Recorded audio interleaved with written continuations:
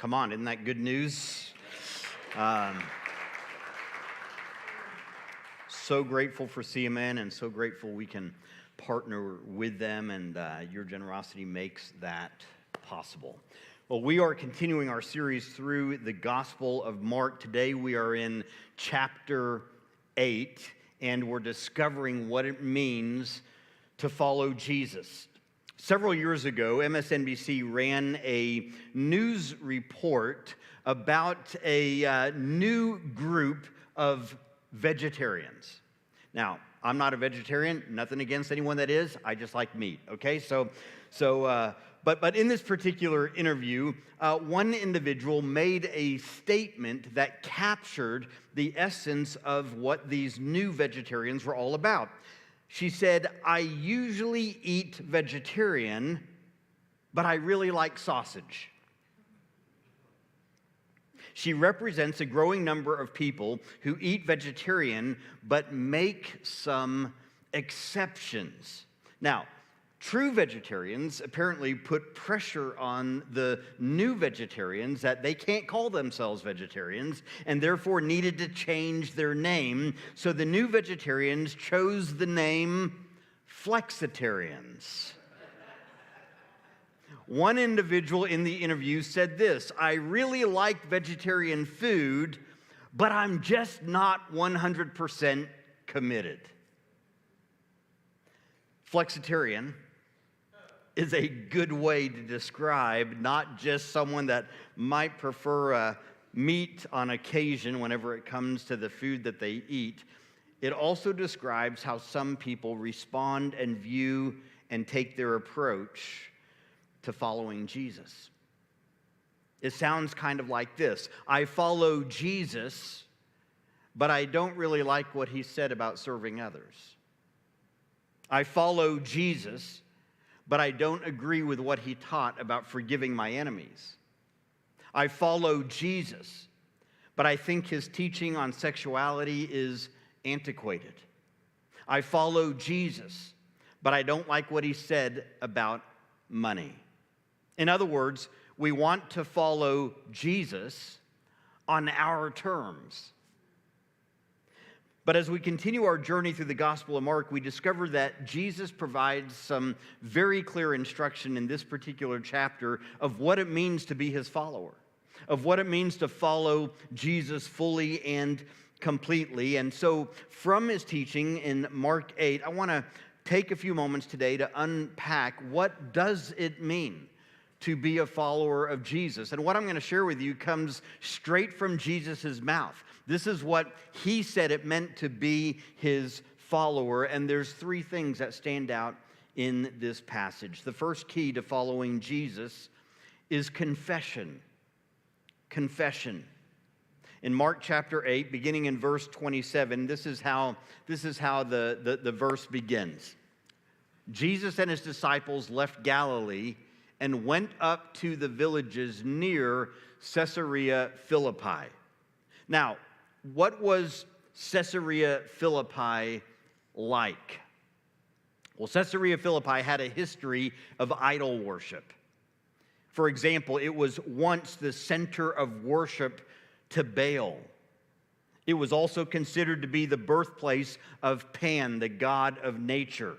And when Philip the Tetrarch inherited the territory from his father, Herod the Great, Philip renamed it Caesarea in honor of Caesar Augustus. It was here that Philip built a great temple made of white marble to the godhead of Caesar, the Roman emperor. Caesar was the ruler of the world, and therefore he was considered deity. He was regarded as a god. Why is this significant? Here's why this is significant.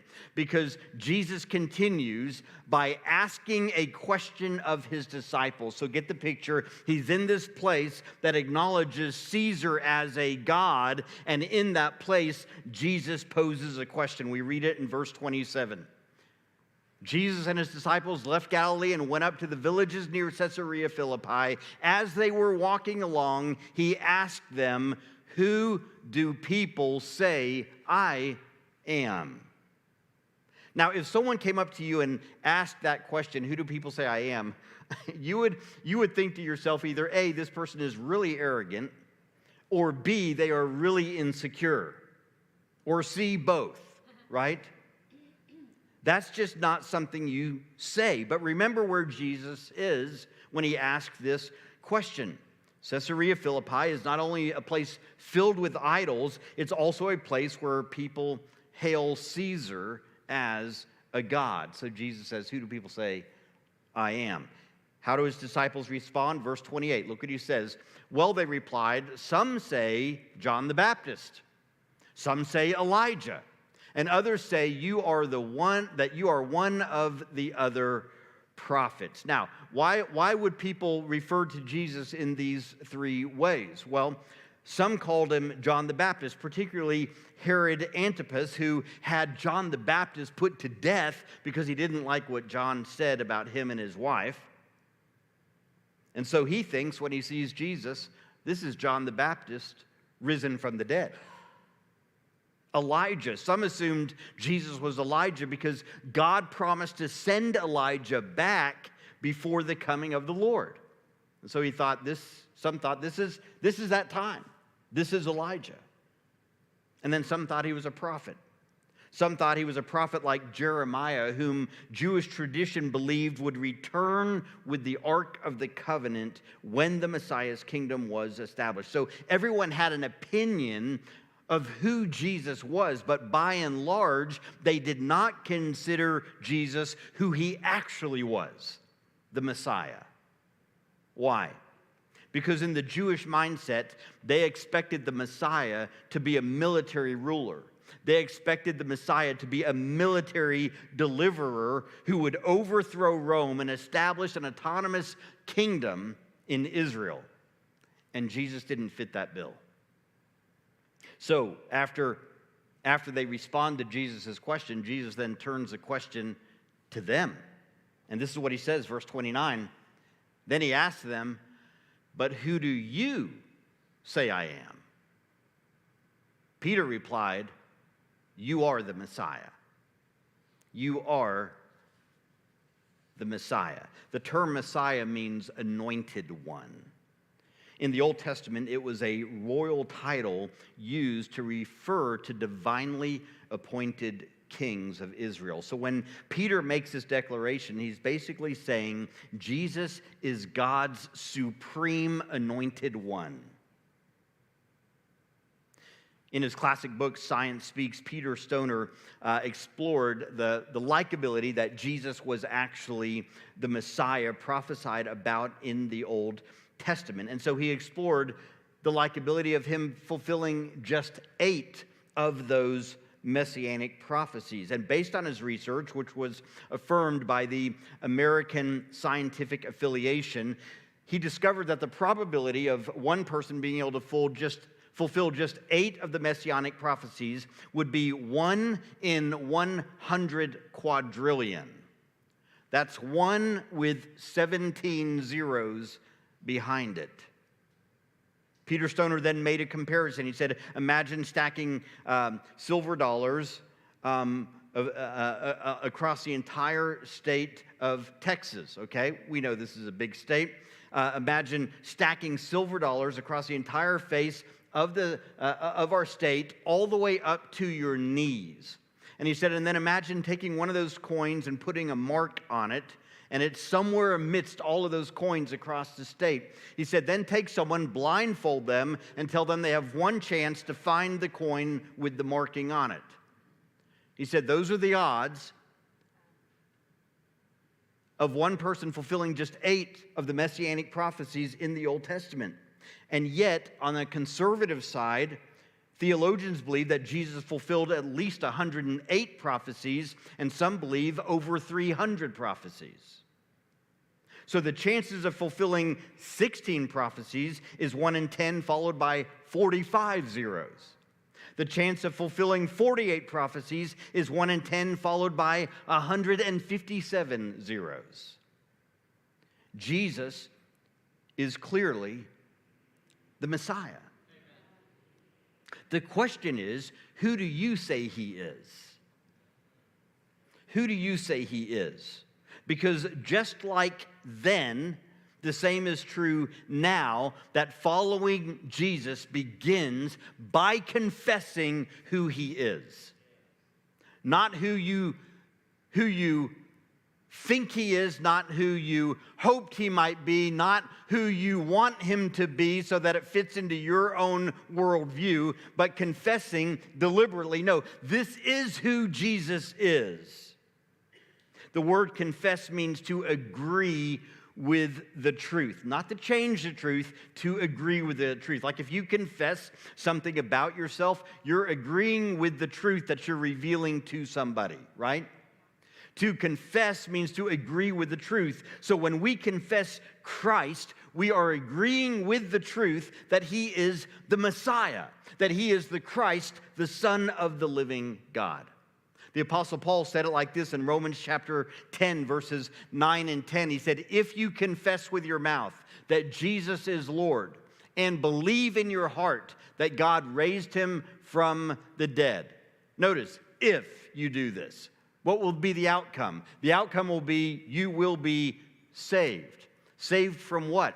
Saved from your own sinfulness. Saved from your sin that separates you from God. Saved by the fact that Jesus hung on a cross to pay the penalty that you and I deserved for our sin, and yet he bore it on the cross that we could be made right with God. For with the heart one believes and is justified, and with the mouth one confesses and is saved. Who do you say Jesus is? Your confession, my friend, leads to your salvation. So, number one, following Jesus starts with confession. Number two, it requires alignment. Alignment. Once a confession of faith in Christ is made, everything about our lives must come into alignment with that confession. Why? Because you cannot claim Jesus is Lord in your life without letting him be Lord in your life. You understand that, right? You can't say, oh yes, Jesus is Lord, except in this area and this area and this area. These areas, Jesus are off limits. No, to claim Jesus as Lord is to say, Jesus, not only do I declare you as Lord, but you have freedom in all areas of my life. All areas of my life I will choose. As you show this to me, as you reveal, as your Spirit works in my heart, I will align every area of my life to your will, to you. Now, Peter, who had made this great declaration of who Jesus was, that he is the Messiah, Peter makes this declaration, and it's kind of like, way to go, Peter, man, great job, right answer. The same guy who makes this declaration is about to learn firsthand he's missed the gap. Like he's missed the point of this. Look what happens in verse 31. Verse 31, then Jesus began to tell them that the Son of Man must suffer many terrible things and be rejected by the elders, the leading priests, and the teachers of religious law. He would be killed, but 3 days later he would rise from the dead. Everything Jesus is saying is a prediction of what's about to happen, of what is to come. Jesus would be rejected by the religious leaders. In other words, he would be rejected as their own Messiah. Jesus went through a mock trial where he was delivered to the Romans to be executed, crucified on a cross. And 3 days after his death, Jesus indeed rose from the dead. Now, here's the thing. Jesus had spoken about this in other instances, but it was a little more veiled whenever he would share about it. But here, he's very blatant. He's very straightforward about what is to come, about what will happen to him. And when he is this straightforward, his disciples are stunned when they hear this. Notice how they respond, verse 32. As he talked about this openly with his disciples, Peter took him aside and began to reprimand him for saying such things. That word reprimand, that word reprimand implied a level of authoritative judgment from a superior to someone under their command. So get the picture. Peter, the same guy who had just declared that Jesus is the Messiah, the one with supreme authority over all creation, that same guy is now putting Jesus under his authority. So how does Jesus respond? Two can play this game. He reprimands Peter. Peter, you got this wrong, buddy. I'm not under your authority. And look what he says, verse 33. Jesus turned around and looked at his disciples, then reprimanded Peter. Get away from me, Satan, he said. That's a fail, right? I mean, if Jesus calls you Satan, that's a fail, right? Now you may say, well, what did Jesus mean? Jesus wasn't literally saying that Peter is Satan. Instead, what he was saying is that, Peter, you're being a spokesman for Satan.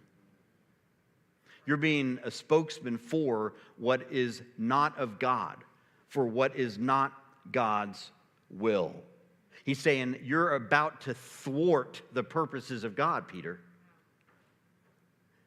You're about to thwart the purposes of God. What must happen, you're trying to get in the way of it happening. And then Jesus makes it painstakingly clear in the remainder of verse 33. Get away from me, Satan, he said.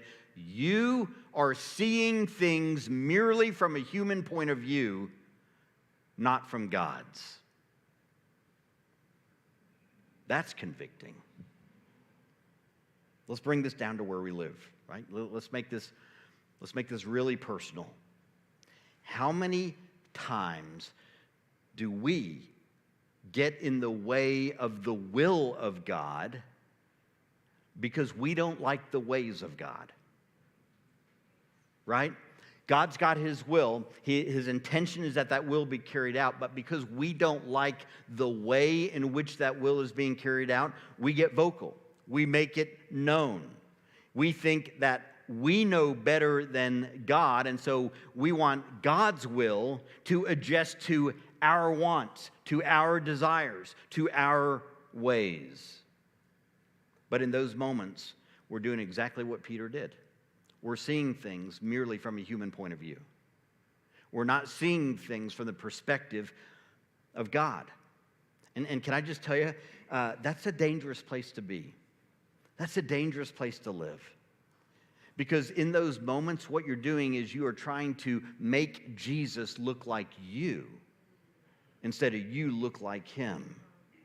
And that brings us to this last discovery in Mark 7 of what it means to follow Jesus. It begins with a confession, then it requires us to align our will with his will. And finally, number 3, it only gets harder as we go here. Finally, it just requires commitment, full-on commitment. After Jesus rebukes Peter, he widens his audience to address this on a greater level, because what he's about to say next gets to the crux of what it means to follow Jesus. Verse 34 through 38. Then calling the crowd to join his disciples, he said, he's about to lay down, this is what it means to be my follower. If any of you wants to be my follower, you must give up your own way. Take up your cross and follow me. If you try to hang on to your life, you will lose it. But if you give up your life for my sake and for the sake of the good news, you will save it. And what do you benefit if you gain the whole world but lose your own soul? Is anything worth more than your soul? If anyone is ashamed of me and my message in these adulterous and sinful days, the Son of Man will be ashamed of that person when he returns in the glory of his Father with the holy angels.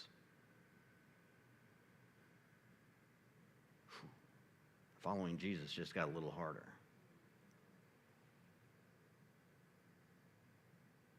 Doesn't sound like name it, claim it, does it? Doesn't sound like I'm going to get my blessing. No, when we talk about the blessing of God and the goodness of God and the favor of God, which are all very real things. So please hear me. I'm not saying these are not, this is not part of God's power and ability and purpose in our lives, okay? I'm not saying that at all. But hear me, friend.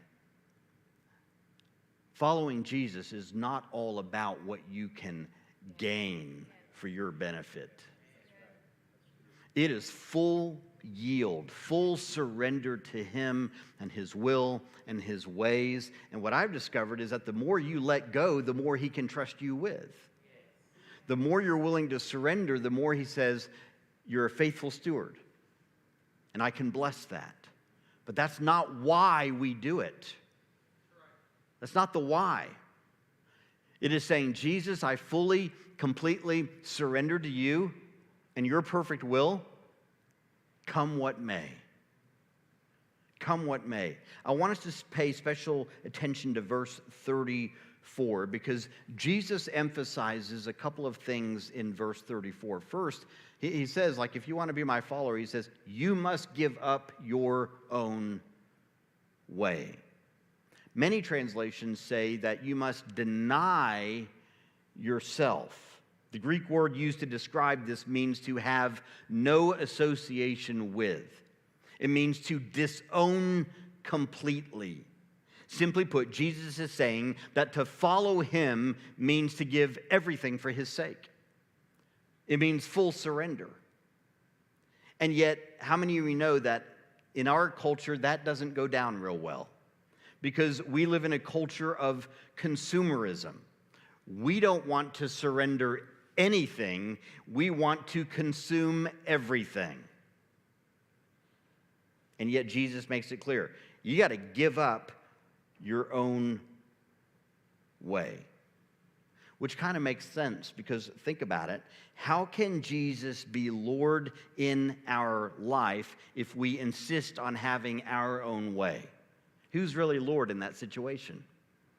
Who's really the one that's leading? Who's the one that's in control? The 18th century French philosopher Voltaire, he said it like this: if God made us in His image, we have returned Him the favor. In other words, God made us in His image, and ever since we've been making Him in our image. We've been trying to make God into what we want Him to look like and what we believe Him to be. We've been trying to make God into something He is not. We must give up our own way. What's the second thing Jesus says in this passage? He says, take up your cross. Now, the cross obviously has extraordinary meaning in the Christian faith, but what did it mean back in Jesus' day? Today, we wear it around our neck. It's a symbol of our faith, and it's a reminder of Jesus and the sacrifice He made, okay? But they weren't wearing crosses around their neck back then, okay? That would be like you and I wearing a necklace around our neck with an electric chair tied to it. We don't do that. That's what it would have been like back in Jesus' day. Why? Because the cross meant execution. The cross meant, it was something that the Romans used to force people into submission. It was a symbol of the Romans' power and strength. You see, every once in a while, a group of Jewish rebels would rise up against Roman oppression, and the Romans would crucify those involved in the rebellion. And there are even accounts where they crucified as many as 2,000 people at one time. So what did the cross mean? The cross was a symbol of humiliation, a symbol of suffering, and a symbol of death. Welcome to church. So when Jesus calls us to take up our cross, what is He doing? He's calling us to humble ourselves. He's calling us to be willing to suffer for His name's sake. And He's calling us to die to our selfish desires. What does that look like? Well, here's how the Bible describes it.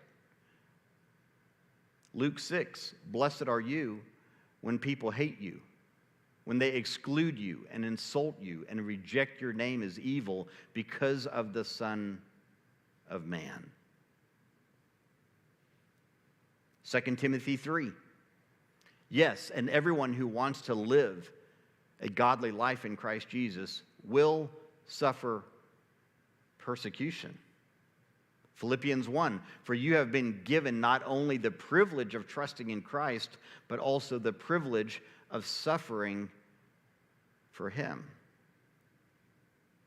Let me ask you a hard question for us today. When was the last time following Jesus cost you something? You talking about money, Stephen? I'm talking about anything. When was the last time following Jesus cost you something? It required sacrifice. It came with persecution. It came with somebody coming against you. Like, when was the last time there was something you had to give up for the sake of following Jesus? There is a cost to following Jesus. And it begins with confession, and then it says, okay, now you've confessed me as Lord. Let's align your life with my will. And then, by the way, guys, it's full-on commitment. It's full-on commitment. And yet, here's the remarkable thing. With full-on commitment comes immense joy, which does not make sense. How can there be joy and suffering at the same time? How can there be joy and death to self at the same time? How do those things even go together? That's the mystery of the kingdom, friend.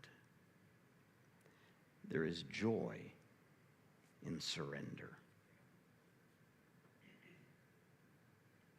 There's a cost to following Jesus. Adoniram and Ann Judson discovered this firsthand and were prepared to pay the cost.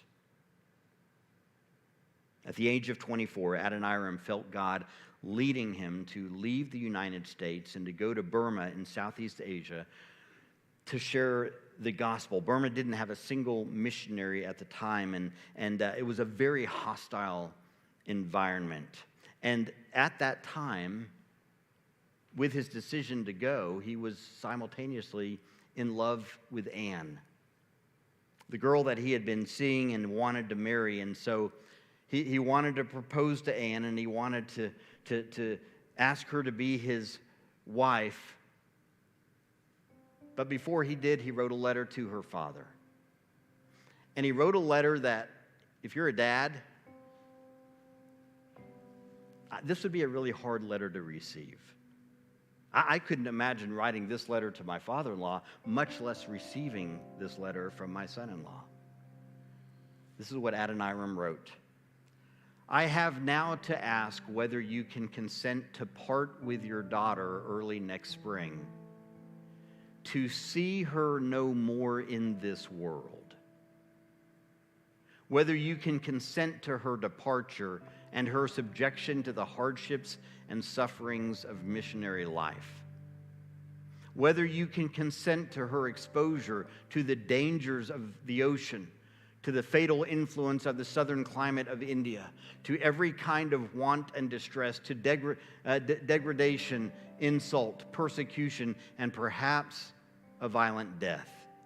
Can you consent to all this for the sake of him who left his heavenly home and died for her and for you, for the sake of perishing immortal souls, for the sake of Zion and the glory of God? Can you consent to all this in hope of soon meeting your daughter in the world of glory with the crown of righteousness? Can you imagine writing that to your soon-to-be father-in-law? Can you imagine receiving that letter? As a dad, this is the letter that he writes. Whenever he writes this letter, I'm sure a world of emotions went through her father's mind, but in the end, he basically said, this is her decision. This is her decision. Anne then later wrote a letter to her close friend Lydia, and this is what she said in her letter. I feel willing and expect, if nothing in providence prevents, to spend my days in this world in heathen lands. Yes, Lydia, I have about come to the determination to give up all my comforts and enjoyments here, sacrifice my affection to relatives and friends, and go where God in his providence shall see fit to place me. In 1813, Adoniram and Anne left for Burma. And when they arrived, they experienced one hardship after another, after another, after another. 11 years later, in 1824, Adoniram was put in prison for 18 months. And in prison, every day, he would be hoisted up by his feet up into the air until the only thing that touched the ground was his head and his shoulders, and he would be kept in that position and tortured. It was often 110 degrees at night, and he would be eaten alive by mosquitoes. At the time, whenever he went into prison, Anne was pregnant with their daughter. And yet, being pregnant with their daughter every day, she walked 2 miles to plead for Adoniram's release from prison. Unsuccessfully, but every day, that's what she would do. After a year in prison, Adoniram had wasted away. He literally only could eat rotten food, and he was crippled from the torture that he was receiving. And it was during that time that his daughter Maria was born. Whenever she was born, the jailer actually gave permission for Adoniram to leave at night to take his wife to try to find somebody to nurse the baby, because his wife was in such bad health herself that she had no milk to offer the child. And so they would go out at night and try to find somebody to nurse the baby. And when Adoniram was finally released from prison, it was only a short time later that his wife, Anne, died at the age of 37. When you hear a story like that, you go, really? Really, God? That's the way it works?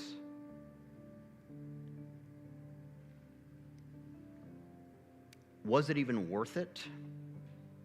Was it worth the commitment to say, Jesus, I'm all in, you name the place, and my answer is yes? Was it really worth it? Well, because of Adoniram and Anne's efforts, the entire Bible was translated into Burmese. And today, there are 3,700 congregations in Burma that can trace their roots all the way back to Adoniram and Ann Judson. So you tell me, was it worth it? Was the temporary worth it for the eternal gain? Friends, I know this is a hard message. But if we're kidding ourselves that following Jesus is always a cakewalk, and that when you say yes to Jesus, you're saying yes to all of these wonderful things, and he's going to bless you, and you're never going to have a problem again, and life is going to be good, and I'm sorry, friend, that's just not true. And if anyone's telling you that, I'm sorry, but they're not being truthful with you about the gospel and what it means to follow Jesus. He can bless you, and he will. He is good. And Karen and I can point to many times over our lives where God has blessed in ways that we don't feel like we deserved, that he was good and he was faithful and he provided and he did things, and we're just humbled by that. But friend, at the same time, it's about following the one who is Lord, which means he gets to lead, not us. He gets to say where we're going to go and what we're going to do and what he would have. And our job as followers of Jesus, for all of us, our job is to say yes and then to trust him with the outcome. Following Jesus is a commitment. It is not something you add to your life the same way you would add anything else to your life. It's not something you add to your schedule the same way you would add baseball practice to your schedule, or the same way you would add meetings to your schedule, or the same way you would add a new hobby to your schedule. No, following Jesus is saying, Jesus, you get to be the center, and you can influence everything else in my life. It's something you give your life for, and yet, and I'll say it again, and yet in surrender, you discover joy.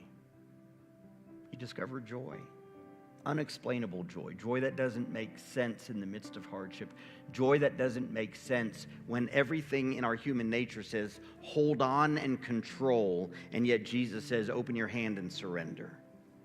It's in surrender that you find joy. You find joy. So what does it mean to follow Jesus? It means confessing Christ as Lord. It means aligning our will to his will. It means commitment to Jesus even when the cost is high. And in all of it, experiencing the joy of knowing and serving